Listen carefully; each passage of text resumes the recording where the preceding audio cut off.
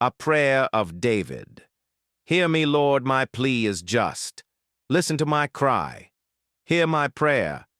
It does not rise from deceitful lips. Let my vindication come from you. May your eyes see what is right. Though you probe my heart, though you examine me at night and test me, you will find that I have planned no evil.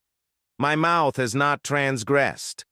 Though people tried to bribe me, I have kept myself from the ways of the violent through what your lips have commanded.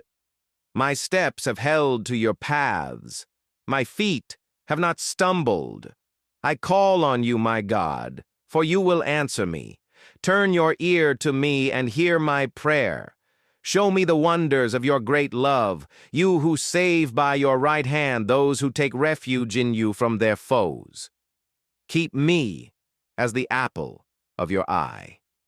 Hide me in the shadow of your wings, from the wicked who are out to destroy me, from my mortal enemies who surround me. They close up their callous hearts, and their mouths speak with arrogance. They have tracked me down.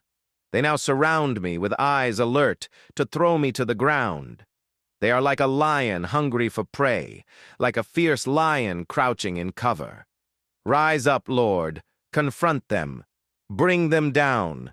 With your sword, rescue me from the wicked. By your hand, save me from such people, Lord, from those of this world whose reward is in this life. May what you have stored up for the wicked fill their bellies. May their children gorge themselves on it, and may there be leftovers for their little ones.